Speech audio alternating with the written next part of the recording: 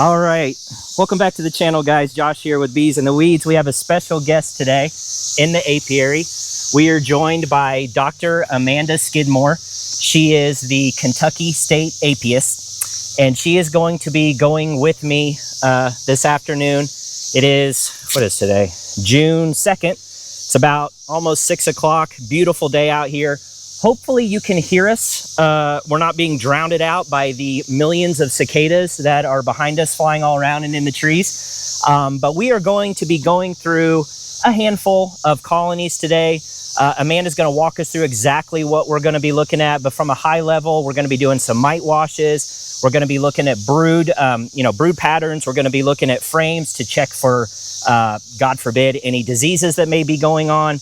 And doing some sampling as well, right? Yes. So go ahead, Amanda. I guess you can let everybody know what we're going to be looking at. Hi, folks. Yeah, so in the state of Kentucky, there is no requirement for beehives to be health certified or health checked. However, we do offer that as a service from the Kentucky Department of Agriculture. So any beekeeper across the state can contact my office, reach out to us, and we'll schedule a time to come out and go through a hive. So what we'll do is we'll look for any health issues that are potentially happening, give recommendations to beekeepers about what they can do or change to make that better. So getting a health report, even though you don't have to have one, is a great way for record keeping. And then the only mandated reports that we have to do are if you're going to be transporting a hive out of state. Out of state. So if you're selling to Indiana, Ohio, Tennessee, all of the states that touch Kentucky have an export requirement that when the hive is exported from the state and imported into their state, it has to come with a health certificate. And that includes nuke sales, right? That's nukes, queens, used equipment, full colonies, everything that possibly could come out of an apiary and go into another. And then all of those states have their own set of requirements for either registering your apiary, registering your hives, things along that process. Okay. So yeah, what we're going to do today is just go through a percentage of the hives like we would for a normal health report. Yep. And we'll look for specifically brood diseases, any signs that the bees are in distress, kind of look through and make sure everything seems happy and healthy. And then we'll move on to the next one and kind of randomly select which hives we pick. Okay, sounds good. So we'll go ahead and get in this first colony here.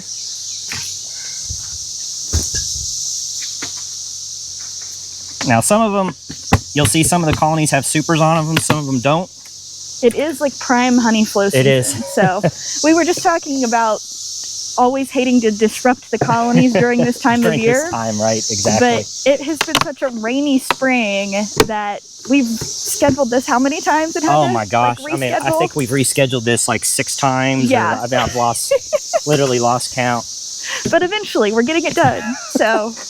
So here's the top super. We'll take a look at that real quick. Yeah, and so normally when I come out to colonies, I don't want to contaminate anybody's apiary. So I will use your tools. Okay. And you have a way that you handle your bees that your bees are used to. So I will also let you kind of do the manipulating of the bees and the hives and the frames. That makes sense. That your bees feel comfortable, so we're not accidentally contaminating anything. I always bring gloves that I change out if we come up to an issue, and that way we're just trying to keep everything sanitary and not spread diseases.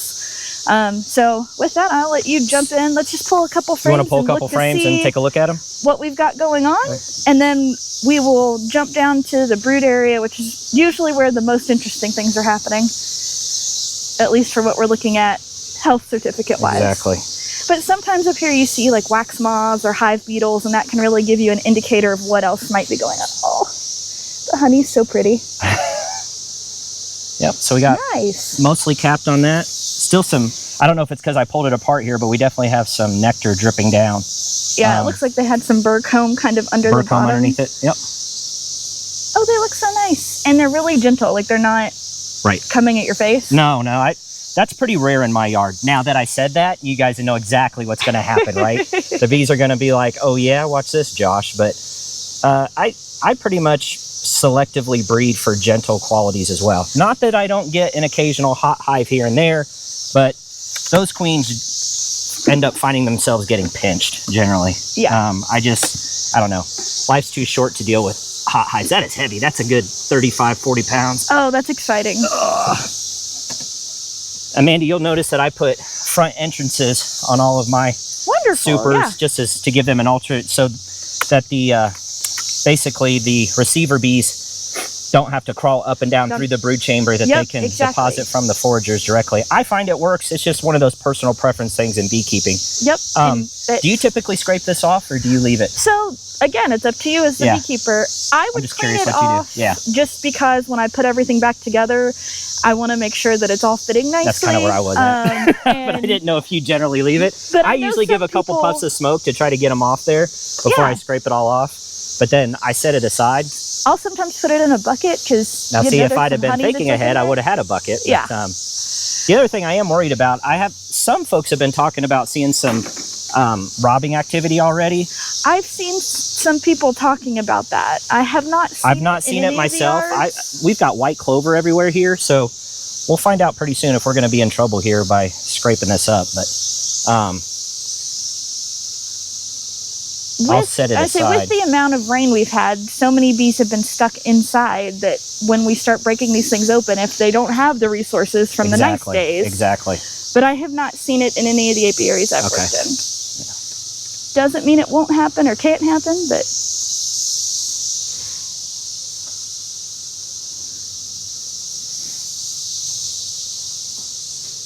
there you go.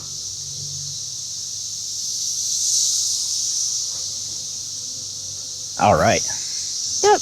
And then since this box probably looks very similar to the box we just looked at, it's go ahead and take that one off. Go ahead and take it off. I'm gonna go ahead and just wipe this on the grass real quick. Get that sticky goo off.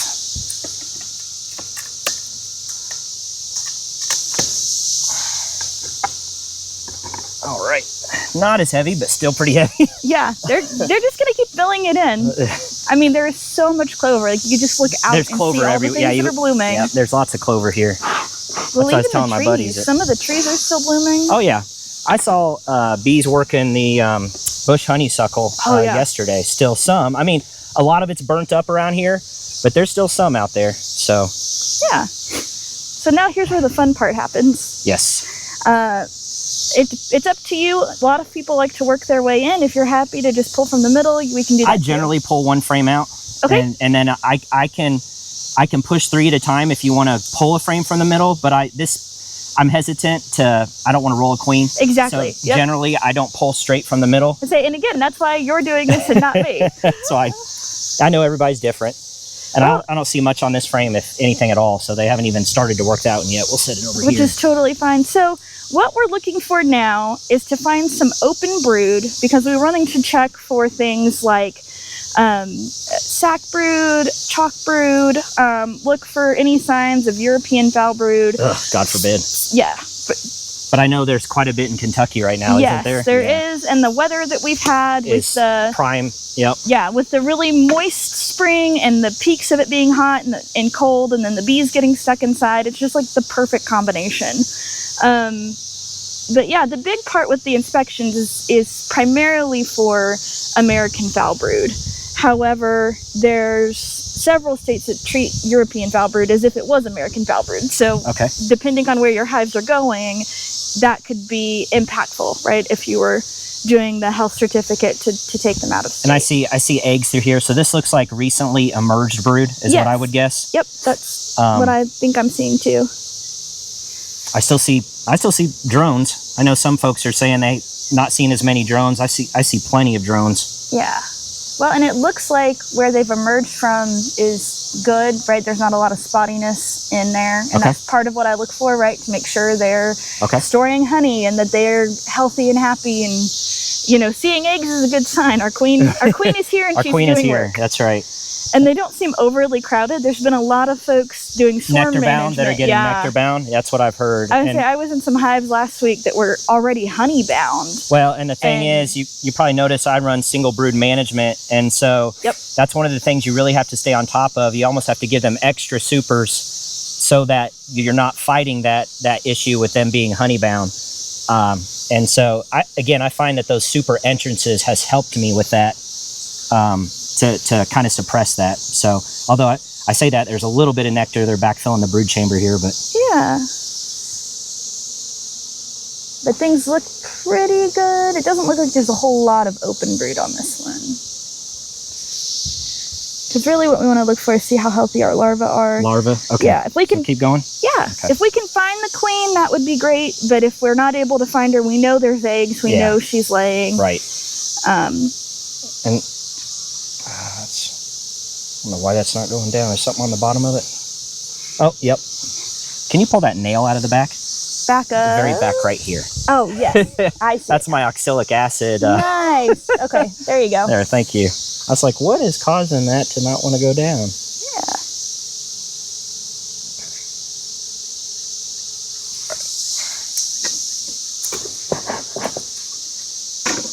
See if we can find some open brood over here. And not every hive's going to have it, especially like this time of year. Okay. It may be hard to find a lot. So we do our best, and we can go ahead and check, Yeah, that's a big frame of capped brood right there. But see, that also tells us that the hive is pretty healthy. It's doing what it should. We don't see a lot of like that hygienic behavior. You see where bees have emerged and then they're re-putting in nectar, right? So. Or where she's shooting drones, like same with this other side. That's a good brood pattern. Yeah. So all of those things indicate to me that if we felt like the hive was stressed, we would be perfectly fine to put everything back together. Okay. And move on. But while we're here, if the bees seem chill, more than happy to keep looking. This is lighter. This may have some open brood on it. Nice. Yeah, there's a little bit. Down towards the bottom. And then do you mind if I take a look? Please. So usually then what I do is I'm just looking. Can I go bring the camera in for a close up? Yeah.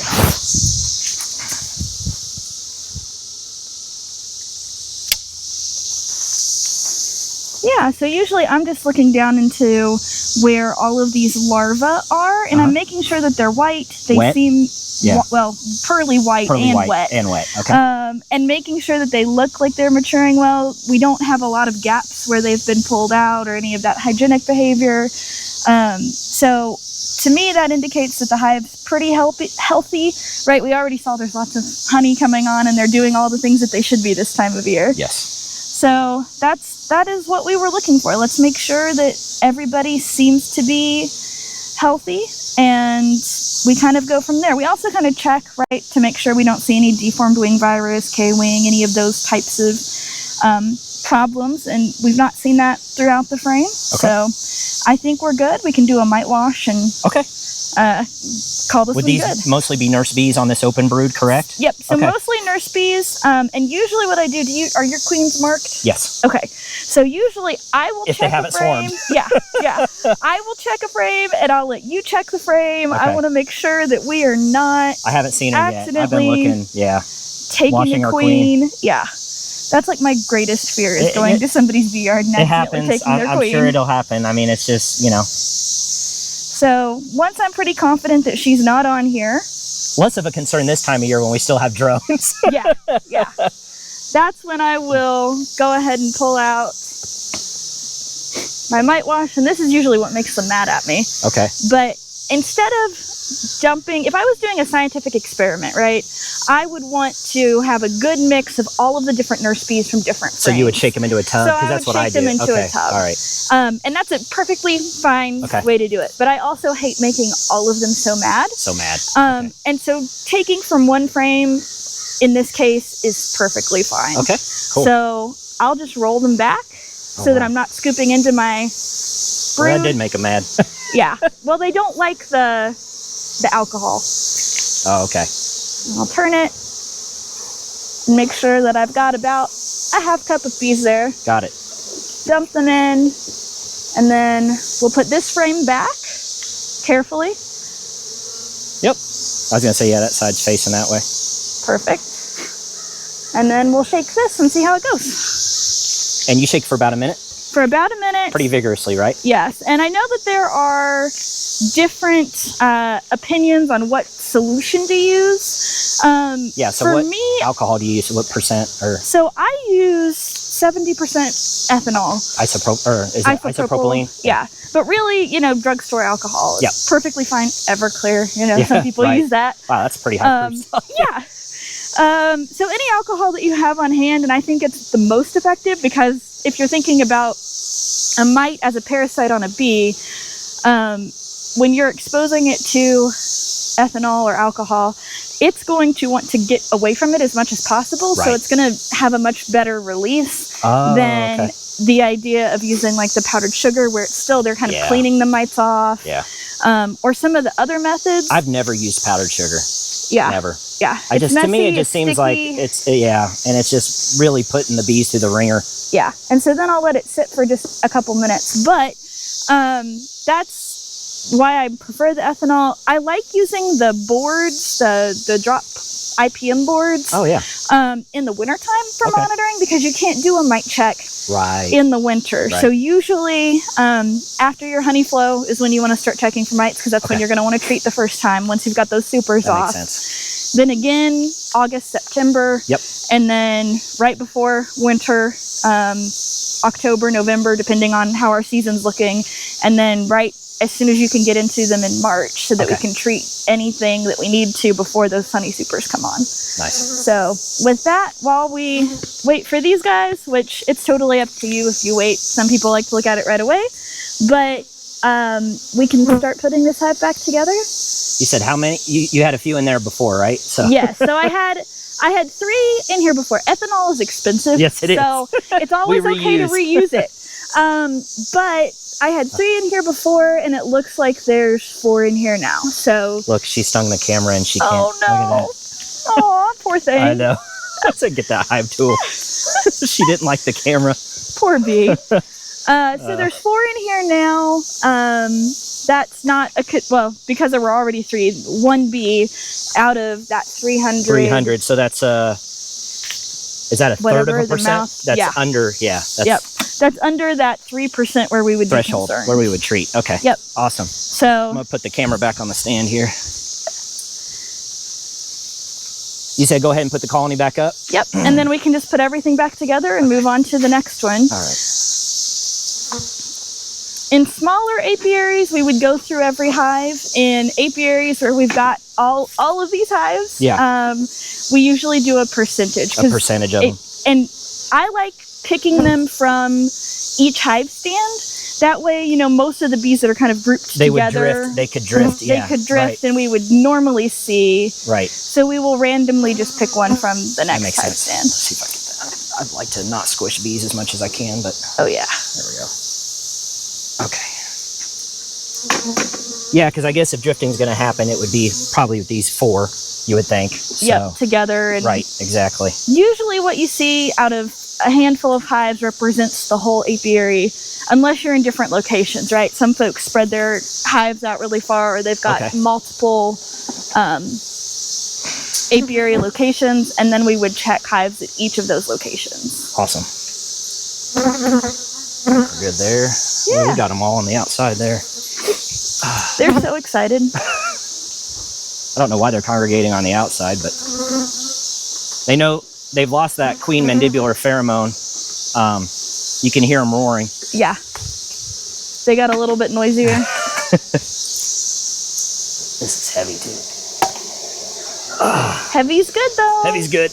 Heavy's what we want. Yeah.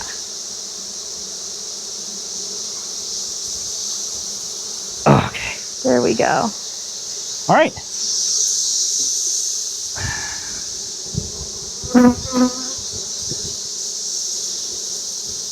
I like the method that you're using to try to keep them from getting squished. Well, because if that sets off the alarm pheromone, and I try to avoid that if I can, I'm not always successful. I tell new beekeepers all the time, you are going to squish bees. Don't, beat yourself up over it. It's going to happen. But there are things you can do to also try to minimize it. Exactly. And that's what I try to do. Okay. Yay. First one's healthy. Number 1. All right. I'm going to go ahead and pause the video and get us reset back up, and we'll go to the next hive. Sounds good. Which one do we want to head to? We'll head over there. All right. Okay, on to the next one. And what, I leave my smoke over there? Of course I did. Isn't that what everybody does? There's too many things to keep track of as you're moving from hive to hive. Usually I leave the hive tool. And now, is it over here, hopefully yes, somewhere? hive tool's over here. Hive tool's over here, okay, because normally that's what I'm really good at leaving. I know some people who paint their hive tools like very bright colors. Oh, yes. Let's put this one over here. And always the dreaded ants. A few ants here. Yeah, it's hard to get rid of them. Oh, it is. Absolutely is.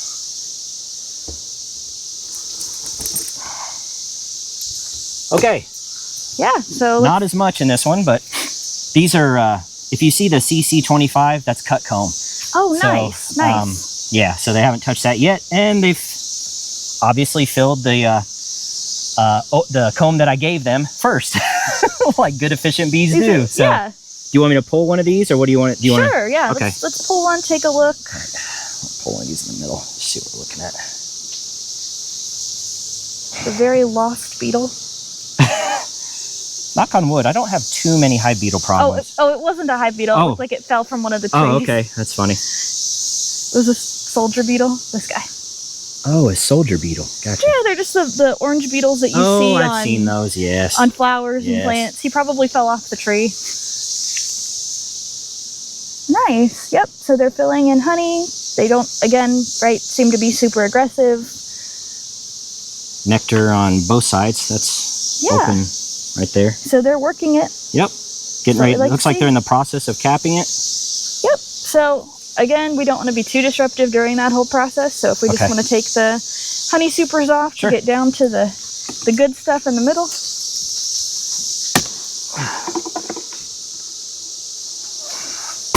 Oop. Yep, that one good. They get a little heavy. Oh yeah. All right, and smoker's over here. Go ahead and just clean it up. Clean it up just a little bit while I'm here. That totally makes sense. And this is more looks like brace comb than. Yeah, they're just trying to hold everything together. Yep. Which is fair. It's their house. It is their house. Yes. Okay. We'll get this next one off.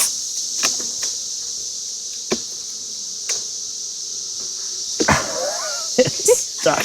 Oh yeah, everything gets so stuck together. Nice. Okay.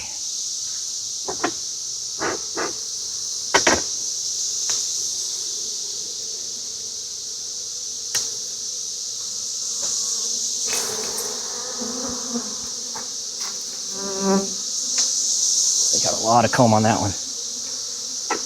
So I said pick a side and we'll dive in, see what's there.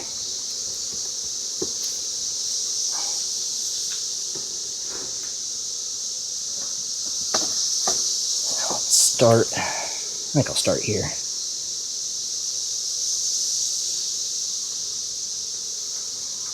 See what we can find. Yeah, we'll start on this frame.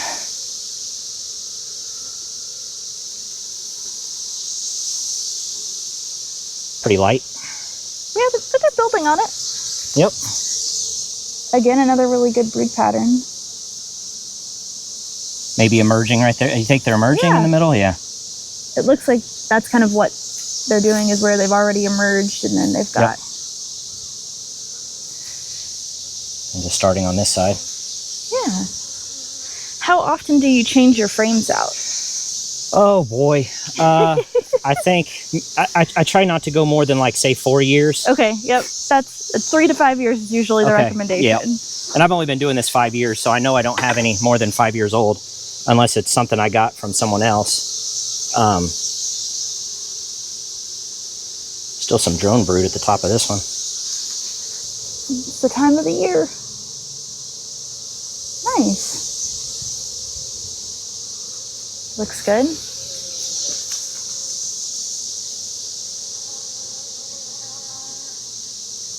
Good pattern. Yeah. It looks like they have already started to emerge, and then you've got a really good pattern around the outside. So again, we're just trying to find some of that open larva, make sure they all look healthy. Yep. And even if you had, if you or someone has a few that are not looking too hot, that's okay. You don't fail the health test. Okay. It's where we would give you a recommendation of these are things you can do to improve. Or to monitor a situation. Ooh, that's a really nice pattern. Like that is all of it. Wall to wall. Yeah, that's great. You're about to have a lot of bees. Yeah. Look at that. Yeah. Holy cow. Yeah, one full frame, it covers 3, right? Yeah. Yeah. Yeah, that is a gorgeous pattern right there. Woo. To show that one off to the camera. That's what everybody shows off, right? Yeah, the really pretty ones. Pretty wall-to-wall ones, right? Not their spotty brood ones. I mean, it happens. Oh, sometimes our queens just run out of energy. They do.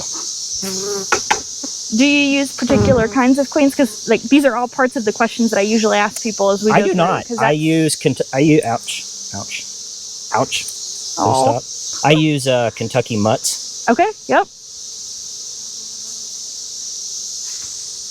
All right. How about this one? Is this more open? Maybe. I'm happy to take a look. Yeah, you want to take a look at that one? Yeah. Yeah, there's some more open brood on this. Perfect. They're white. Yeah, we don't have the sun here, do we? Yeah. That's okay. No, they look like they're maturing. They look happy. I don't see any that are showing any signs of disease. Again, the bees look really healthy.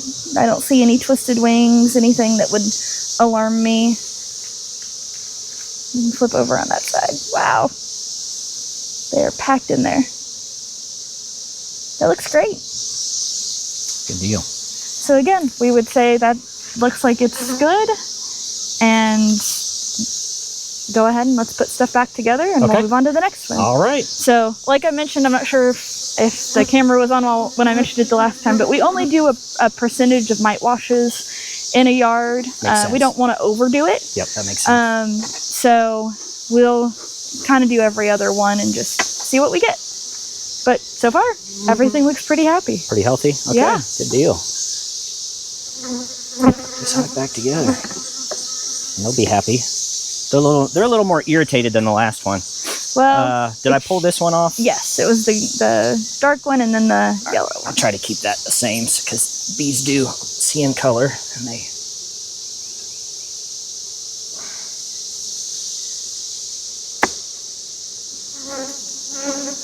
Yeah. Population in this colony is about to explode. Yeah. That is a lot of brood. Get ready. Yep.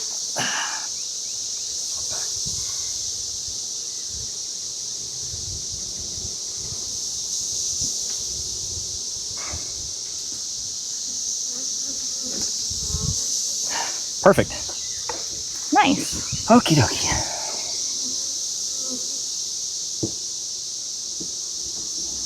Way there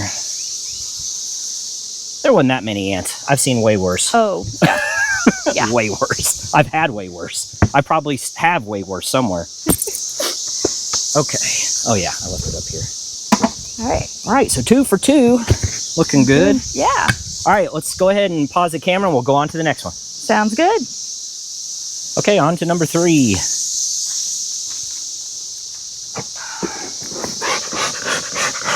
Now we're getting into colonies that were not overwintered. Okay, so new this spring? Yep. Were they a swarm or a split? Oh, that's a great question. I think this one was a swarm. Okay. But I'm pretty sure I verified that with that brick being on top. I'm pretty sure I verified they are queen right. Good. But we may find out otherwise. Things can change pretty quickly. Not much going on in the super, which is kind of expected when they're not overwintered. Right. So I'm going to go ahead and take this off. Very light. Yeah, they don't even really need that, but we'll keep it on there. We'll see what we see from a brood standpoint.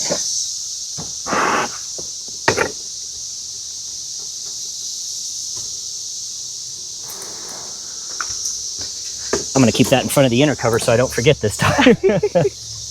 So, okay. Yeah, let's start from this side. Sure, sounds good. Work our way out. Definitely a smaller colony than what we've been looking at. Well, and that's what happens with this, like the spring swarms, that they start off small and they just have to build up, and you have to treat it, you know, as if it's a brand new hive, because it is. That makes sense. The hardest trouble with swarms is not knowing how old your queen is. Exactly. Right? Yep, you have no idea. So watching and monitoring how she's doing, or is she laying eggs, and that'll give us a lot of indication. So it is a really good hive to like go through and talk about. So this is all food so far, just nectar is all I've seen. Yep. Some capped honey. And if you caught a swarm when you put them in here, did you give them any resources to start with? I think I did. I think I gave, so there's some brood. Oh, good. I think I gave them, and there's eggs in there. I see eggs. Nice. If you want to take a look at that one. Yeah, I'll take a peek. I think I gave them a frame of food. Oh yeah, there's eggs all over the place. That's wonderful. Yep. So it's just a newer colony. Yeah. We may find our queen on this one. She may be pretty easy to find. The larvae look like they're in good shape. And she's got the good like spiral pattern, right? The older ones are in the middle and the younger ones are on the outside. Exactly. So yep, she knows what she's doing. She knows what she's doing. What do they call that? There's a word that they call that pattern. Centrifugal, or what do they call it? Oh gosh, off the top of my head, I'm not 100% sure. And we got young larvae here, eggs here. Yep. I'll let you take a look at this one just a second. Yep. Oh yeah, eggs everywhere. So she's a pretty good queen. Now, if she was in a swarm, would she not be marked yet, maybe? If I saw her, she got marked. So nice. The vast majority of my queens should be marked. And we'll go through the rest of this one because it's an easy inspection. But I think I have a feeling we'll have a good chance of spotting her in this one. Yep. Usually, this is kind of like the light version of a hive inspection. You know, if you are keeping them yourself, you want to go and look at all your frames, make sure everything seems happy and healthy. There she is. Oh, wonderful. She's blue dot queen. Oh yeah, she looks great. Her wings don't look all torn up. She looks... Good laying pattern. Yep. Well, we have to show her off to the camera, oh, so yeah, hang on. Always. We're going to show her off to the camera here. And she's right there on the outer edge. There she's got blue dot on her. Oh, of course, she just went to the other side. There she is. She's quick. She's on a mission. She's been laying like crazy, that's for sure. Nice. I just had some wet nectar fall out, so there's still a flow going on around here. Yeah, they're processing it. Okay, I think we're good with this one, right? Yeah, you agree? let's pull from one of the frames that she's not on. Okay. And we'll do another mite wash. Do a wash, okay. Yeah, but again, we want to make sure she's not close by. Nope, she's definitely not here. I'll let you do the honors. In fact, I'll come over on your side because when I knock them off, I like to knock them off back into the hive. That Careful, way, don't trip. Yep. Okay. That way, they are not just everywhere loose. So again, going down and not up. And that rolls them into the cup? Yeah. That's awesome. Yeah, I've not seen that method before. Dump them in. It's a much less evasive way to do it. But again, if you were doing like a scientific research study, right, dumping them into the bucket and getting a good different bees from different parts of the hive or different frames. Okay. And for the newer watchers, that is a very humane way of killing bees by putting them in the alcohol. Oh, so I know 300 bees sounds like a lot, but in the grand scheme, when you've got thousands of bees in a colony, it's really not. And it's for the greater good.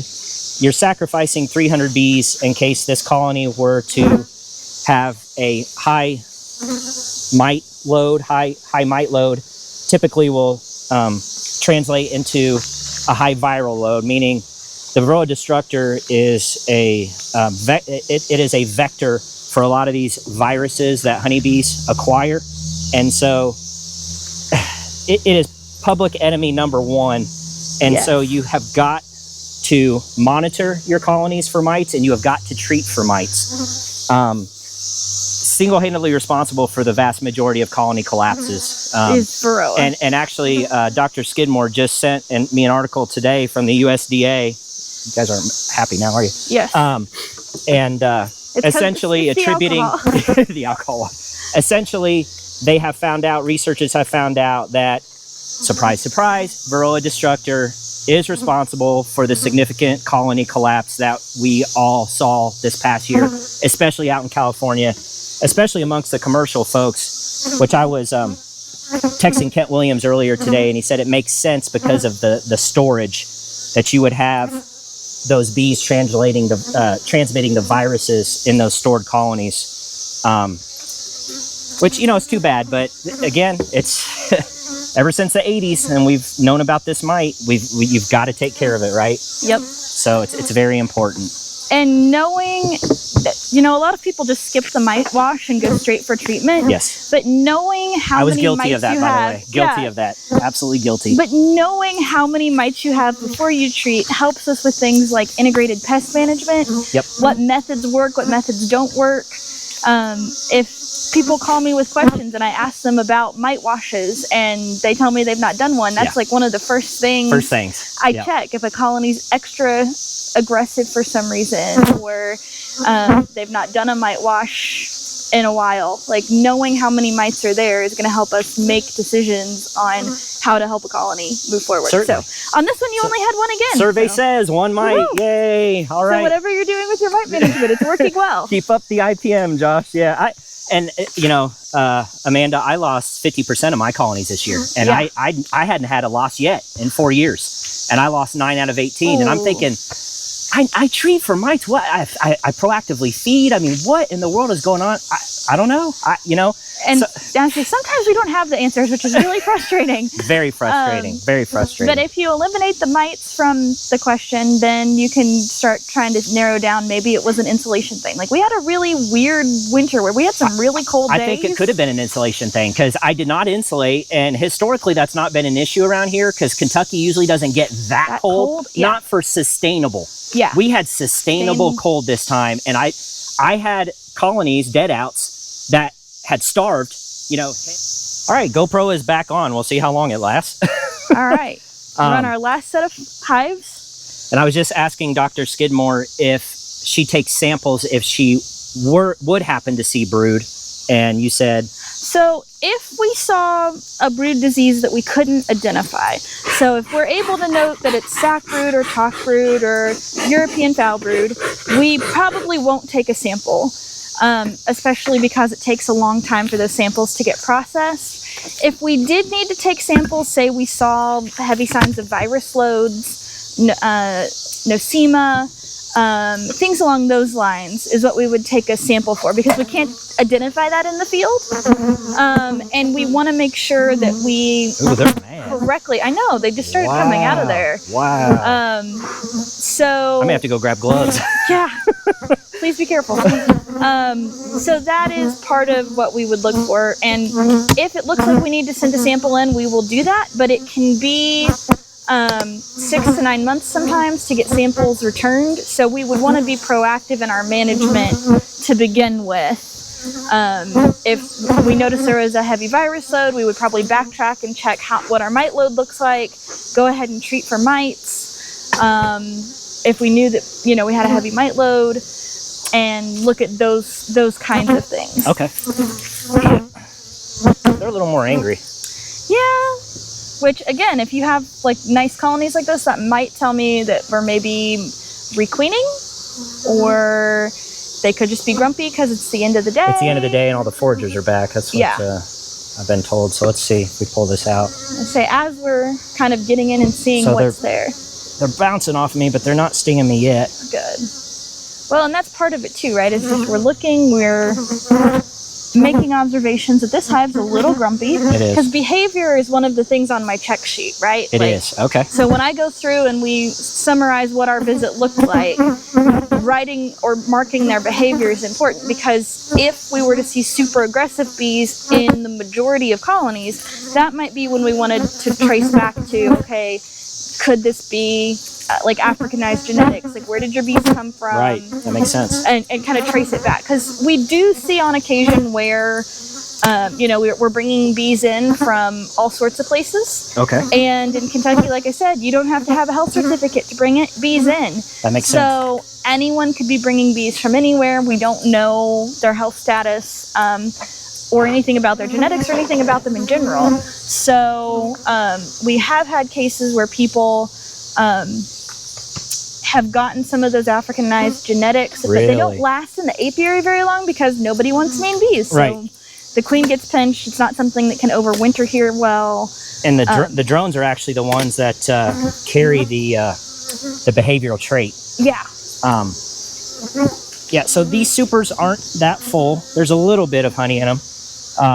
Like I said, they're bouncing me right now, but they're not actively trying to sting me yet. I like the yet until we get down to the queen and exactly. We get the alcohol out and give them time. Yeah, the alcohol definitely is going to do this colony, and that's for sure. And I know people get concerned when they see me in just latex gloves, but I use a method that Melissa from your bee club taught me. Oh, really? Which is to put cotton gloves, so like polishing, metal polishing gloves underneath, because then in the summer, especially if I'm in a big apiary and I like rip my gloves, when you try to put latex gloves on, they stick to your hands. But with the cotton absorbs like that sweat in your skin. And so then I can just rip one glove off, put a new glove on, and it's just thick enough that usually I don't get stung through. Interesting. They can still sting through it, but for the most part, it's few and far between. Okay, yeah, they're jittery on the comb. They're not happy to see me. That's bottom line. And so again, some of the things that I would check, right, the rest of your colonies seem pretty chill. I'm not too worried that we've got a disease problem. We will check for mites, but the other colonies have had fewer mites. So at the moment, my attributing them to being jittery and unhappy is it's the time of day. Okay. Yeah, we'll keep going through them here and just see if what they show in terms of like brood patterns. And I do see I see.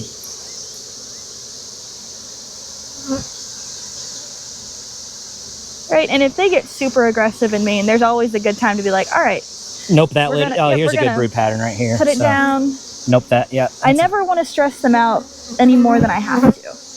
Yeah, that looks like a good brood pattern. Let's see on this. Yeah, what the camera saw. Okay, the camera saw an even better brood pattern. Brood pattern, yeah. Nice. And even these nurse bees, right? They're just doing their job. It's kind of the foragers that are just, what's happening? Why are you here? Do you want to wash this one, or if we're pretty sure the queen's not on it, I am happy to wash that one. I mean,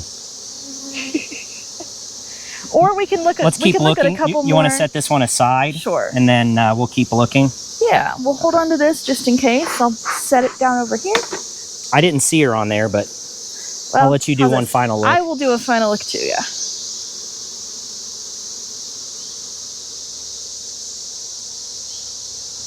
Actually, this would be an excellent, if she's not on here, this has a ton of nurse bees on it. Oh, perfect. It's nothing but open brood. Nice. Let's just check the other side, because the queen could very well be on this frame.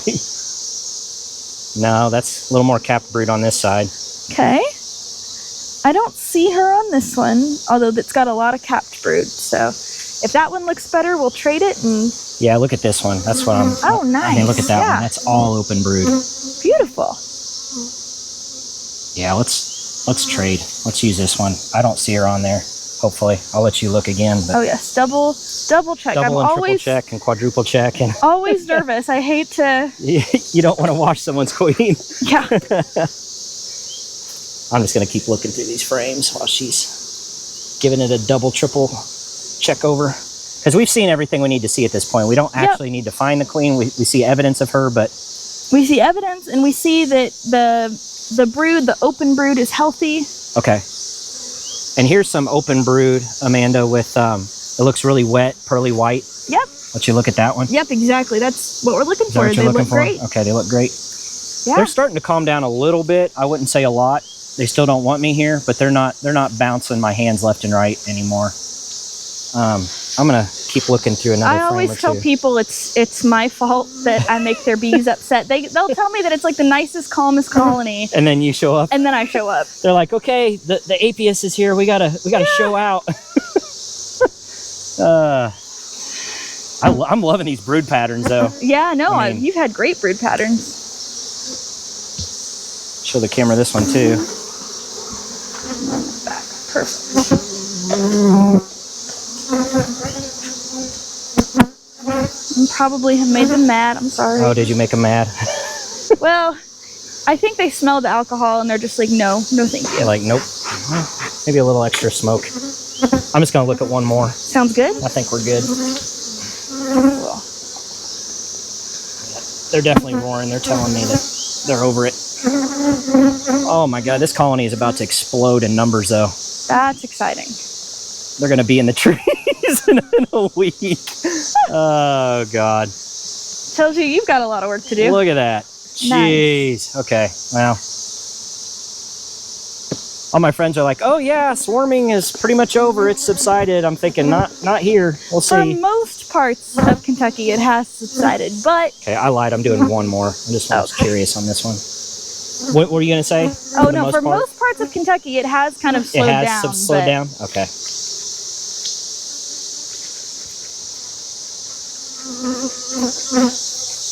Wow. I mean, there's some space on those outer frames, but she's completely filled these up.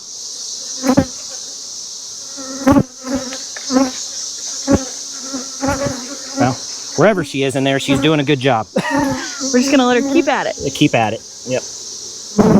All right, girls, we're done. We're done.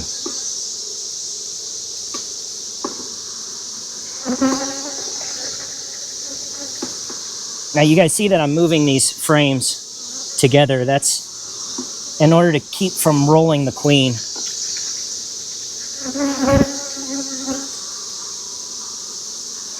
You want to try to avoid slamming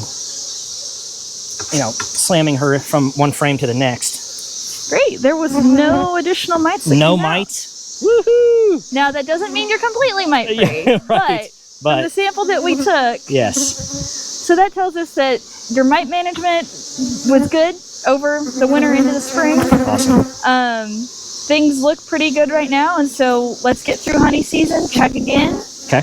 And see where you're at before you determine whether or not you need to do any more treatments. Okay. But then you'll want to check again in August and make sure we're still good going into the winter, because treating early is going to help suppress that population, because what happens is as the bee population goes up, the mite population is trailing just a little bit behind it. Yep. And so then when the bees peak their population and that decline happens, the mites are still shooting their way up, and they haven't peaked yet. Exactly. So then the mites will peak and you end up with heavier mite loads. So if we're not treating them when we hit that threshold of 3%, then we end up with these really, really heavy mite loads that we're trying to knock down in October, November, and it's already too late because they've caused problems back in the summer. Yep. I think, was white on top? Or white on top of the orange? I think so. I don't think it matters that much with this colony. I know, I forgot too. That's okay. The audience will tell us. Yeah. When you're going back and editing when I go back and editing. Don't.